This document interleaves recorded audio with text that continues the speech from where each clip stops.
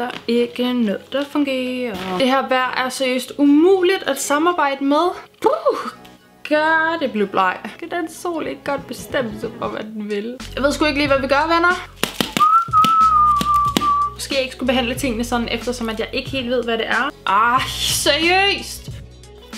Driller lyset igen. Hej alle, velkommen tilbage til kanalen, og velkommen til, hvis du er ny. Hvis du er ny, så husk selvfølgelig at trykke på abonner-knappen og klokken, så du får at vide, hvornår at jeg lægger nye videoer ud. Det skal lige hurtigt siges, at jeg altså filmer med lyset udefra, og det ikke helt kan bestemme sig for, hvilket vejr det skal være udenfor. Så hvis lyset ændrer sig igennem den her video, så er det altså derfor, jeg har ikke rigtig lige kunne finde mig et sted og sidde, hvor det egentlig passer med det her lys, der er i dag. Så nu har jeg bare sat mig her og håber på at få det bedste ud af det. Jeg skal i dag lave et lille AliExpress unboxing haul, fordi at jeg har modtaget en masse pakker fra AliExpress. Og det er første gang, at jeg har købt noget på AliExpress, da jeg faktisk plejer at købe mine ting på Wish. Men efter at jeg er kommet til at lave en bruger på AliExpress, er jeg altså blevet super meget mere fan af det. Så jeg glæder mig super meget til at se, hvordan kvaliteten på de ting, jeg har købt, egentlig er frem for de ting, man køber på Wish. Jeg tænker lidt, at det måske bare er det samme. Men jeg har i hvert fald modtaget 8 forskellige pakker og kommer i det her haul til at vise jer, hvad det er, jeg har købt. Jeg husker det ikke som om, at jeg har købt sådan super useriøse ting, men faktisk ting, som jeg tænker, jeg kan bruge til noget. Jeg er kommet til at bestille en del ting på AliExpress, men det her, det er de første ting, som jeg har modtaget. Og jeg tænkte derfor, at jeg vil lave en video nu, og at jeg faktisk vil lave en serie med alle de ting, der sådan kommer. Jeg synes i hvert fald selv, at det er super spændende at sidde og se de her unboxing haul af folk, der har købt ting fra AliExpress. Så jeg håber også, at I kommer til at synes, det er lidt spændende at følge med i, hvad jeg har købt. Så lad os ellers bare komme i gang og få snuppet den første ting op, som er den her. Jeg tror, at det er en af de plakater, jeg har bestilt. Og ligesom at man kan bestille rigtig mange fine plakater på Disney, så har jeg altså også fundet rigtig mange flotte på AliExpress. Spørgsmålet er bare, om kvaliteten er den samme. Så det får vi jo at se lige om lidt, når jeg får pakket det op. Der står i hvert fald her, at det er en poster.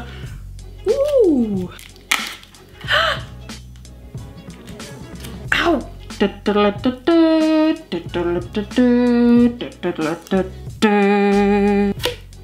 Ej, hvad pokker sker der?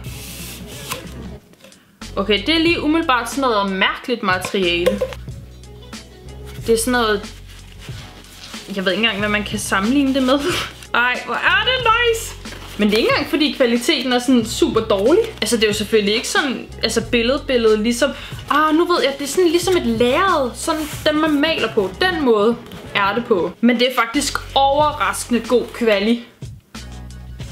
Prøv lige at overveje, hvor fint det er. Det skal op og hænge i min billederamme. Der hænger lige der, faktisk.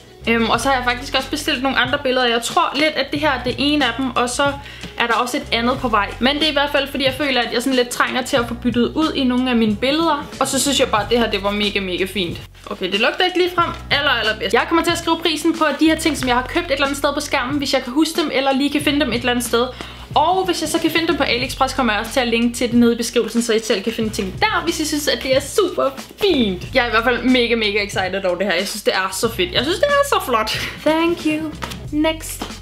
Det næste, vi trækker op. Hvad pokker er det? Er det her overhovedet til mig? Det der med, når man ikke kan huske, hvad det er, man lige har bestilt. Hvad står der overhovedet der her? Det kan jeg ikke finde. Vi prøver at åbne den og se, hvad det er. What? Sådan en har jeg mega meget overhovedet ikke bestilt. Ej! Jeg ved, hvad det er. Ej, jeg prøvede ellers at kigge igennem.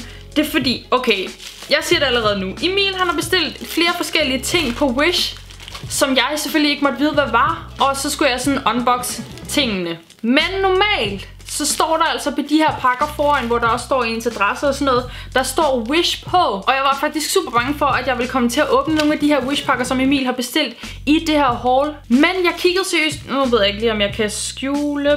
Der.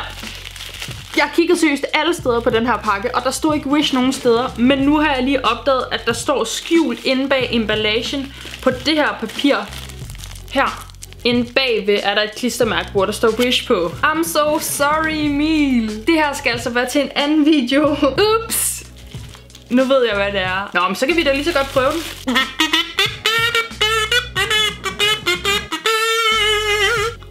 Det smager klamt.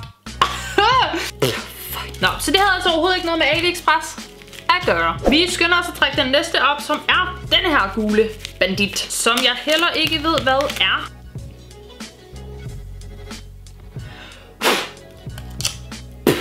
Jeg har faktisk bestilt endnu en ting på Wish. Pakker den bare sammen igen. Og lavet som ingenting. Gemmer den til videoen med Emil. Og lavet som ingenting. Ej, det er altså skidt. Nu ved jeg 2 af de ting, som han har købt. Det kan man vist godt kalde en fail, det her. Nå, men videre til næste så. Kan jeg se på den her, om den virkelig er fra Wish eller ej? Jeg håber på, at det er fra AliExpress. Vi prøver at åbne.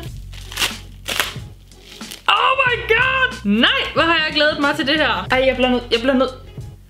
Jeg finder lige min telefon. I will be back.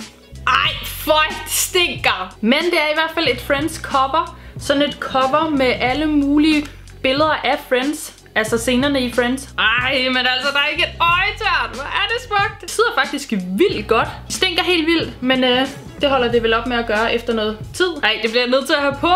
Det er jo for nice, det her. Jeg er kæmpe fan. Nå, videre til den næste pakke, som er den her brune papkasse. Og jeg har ingen idé om, hvad der ligger i. Måske det er et par solbriller. Det er et par solbriller. Helt basic. Jeg er typen, der ikke gider at gå ud og give 10.000 kroner for et par solbriller, når man bare kan købe nogle, som i virkeligheden er mega flotte på enten Wish eller AliExpress. Og de er virkelig gode. Ej, wow. On point i håret også, så de er mere end godkendt herfra. Så dem tror jeg i hvert fald helt sikkert, at jeg kommer til at få gået med. Nå, lad os bare springe ud i det og gå til den anden pakke, som jeg tænker også er en plakat. Og hvis det her er den plakat, som jeg tænker det er, så tror jeg er kæmpe, mega gigantisk fan. Altså, en ting kan man da sige, det bliver umuligt at ødelægge de her ting, fordi wow, de er pakket godt ind. Hvad pokker sker der for, der er sådan nogle mærkelige klistermærker med? Jeg ved ikke engang, om det er klistermærker, eller om det er de der mærkelige tatoveringer, man sådan der kan proppe på kroppen. Okay, hvad er det, der sker? Ej, det er altså for mærkeligt. Der er også dem her med. Nu til sagen. Det her virker faktisk ikke som om, at det er samme slags materiale som det andet billede, eller som den anden plakat, det andet billede, jeg bestilte. Ej, jeg havde mega optur over den her plakat, eller det her billede, eller posters, eller hvad pokker man kalder det. Men hvad er det her for noget? Papir. Og så bliver det også helt brun, fordi papiret er brun, så bliver billedet bare helt brun. Altså sender de så det her med som sådan en lille plaster på såret for noget, som man har bestilt, og bare overhovedet ikke ser ud, som det skal. Det her var en plakat, som jeg havde glædet mig rigtig meget til at få, fordi det nemlig er fra Grease, som er min yndlingsfilm. Og det her, det er en rigtig smuk scene, synes jeg. Jeg synes, der er rigtig mange smukke scener i den film. Det er desværre gået sådan en lille smule stykker, fordi det er sådan noget papir. Så det er altså blevet en lille smule krøllet, og det kan man altså desværre se på billedet. Jeg må prøve at hænge det op, og så se, hvordan det ser ud. Nå, videre til næste ting. Og det bliver den her, som jeg også lidt tænker er et telefoncover. Hvor er det cute. Jeg filmer! Prøv lige at se, hvor fint det er. Det er altså virkelig flot, og jeg tror heller ikke, at det her cover var særlig dyrt. Og den passer faktisk også super godt til selve telefonen. Det her stinker faktisk ikke lige så meget som det her, men jeg tror, det er fordi, der er sådan printet et billede på det her. Det er der ikke på samme måde på det her cover. Ja, se, så er dilemmaet. Hvad for net skal man lige vælge? Kan I ikke lige hjælpe mig? Hvad for net synes I er fedest? Det her, 1'eren, eller det her, 2'eren? Og nu til aller sidste pakke i det her haul, som jeg faktisk allerede godt ved, hvad er, bare ved at kunne mærke på pakken. Det er nemlig... Jeg glæder mig til at se, hvordan kvaliteten er af det her.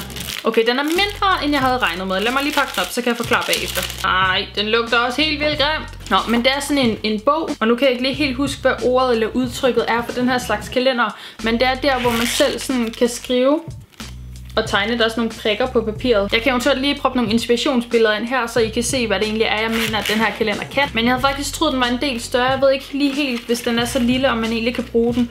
Men man kan i hvert fald sådan lave for hver måned et skema over for eksempel budget eller ens humør for eksempel. Kan man se den sådan, hvordan har ens humør været hver eneste dag. Men jeg kunne i hvert fald super godt tænke mig at lave det. Og så sådan følge med i hver måned, hvordan ens humør egentlig er hver dag. Og måske også, hvad for noget musik man har lyttet meget til. Det er sådan alt muligt forskelligt, man kan skrive ned i den her. Så den glæder mig faktisk også til at tage i brug. Den er en lille smule ødelagt her. Og det tror jeg simpelthen bare er posten, fordi den er blevet knækket så meget. Det er jo ikke sådan super dyrt materiale, den er lavet i. Det det var alt for det her haul. Jeg håber super meget, at I synes, det var spændende at følge med i, hvad jeg har købt af ting. I kan eventuelt hoppe ned i kommentarerne og skrive, hvad for en ting I selv bedst kunne lide af de ting, jeg har haft købt. Og så husk at smide et kæmpe stort like, hvis I kunne lide den her video. Og husk, at der vil komme endnu flere af den her slags videoer på min kanal. Vi ses ellers bare i min næste video.